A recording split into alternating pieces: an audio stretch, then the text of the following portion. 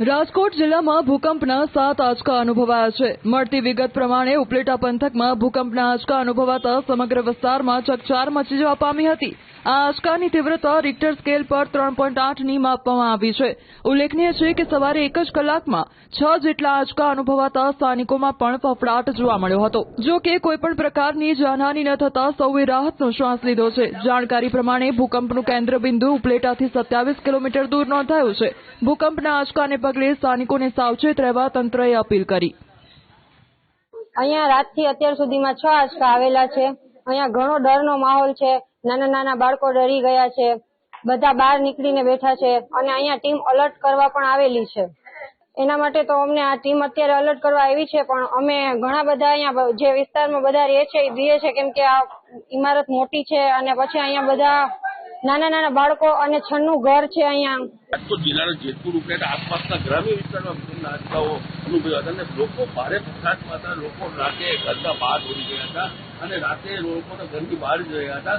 એ જોરદાર આંચકાથી વહેલી સવારે બી ધરતી દુભાવી હતી અને બીજા નંબરમાં જે વાત કરીએ તો જે રાતે ગઈ રાતે 8:45 આંચકો અનુભવ્યો હતો અને જે બિંદુ ઉપલેટાથી 30 કિલોમીટર દૂર હતું અને વહેલી સવારથી સૌથી મોટો આંચકો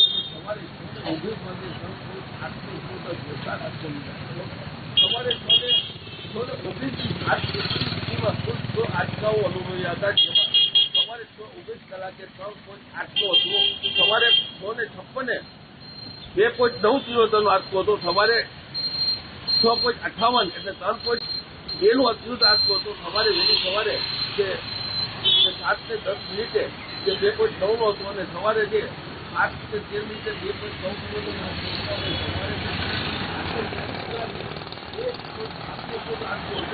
તમામ આંચકાઓનો કિલોમીટર પૂર્વ સીએનના દિશામાં નોંધાયો હતો। આંચકાથી ઊંડાઈની જમીનના 1 કિલોમીટર 2.3 કિલોમીટર સુધી રહ્યું હતું। સવારે સમય આંચકો ફાટો આજકાલ જેતપુર ધોરાજી ઉપલેટા ગ્રામ્ય વિસ્તારમાં લોકો સુરક્ષાના કારણે ઘર છોડીને ખુલ્લા મેદાનમાં દોડી ગયા હતા। હાલમાં તંત્ર દ્વારા પરિસ્થિતિ પર નજર રાખવામાં આવી રહી છે। હજી સુધી કોઈ જાનહાનિ કે માલનું નુકસાન નથી અને બીજી તરફ વાત કરીએ, અત્યારે સવારે 8:54 એક પાછો આંચકો આવ્યો હતો, જે રીતે 6 આંચકા 1 કલાકમાં આવ્યા હતા અને લોકો અત્યારે ભયભીત જે રીતે રાતે જે આંચકો મોટો આવ્યો હતો તેને લઈને લોકો ઘરની બહાર દોડી ગયા હતા અને રાતે લોકો ઘરની બહાર જ રહ્યા હતા।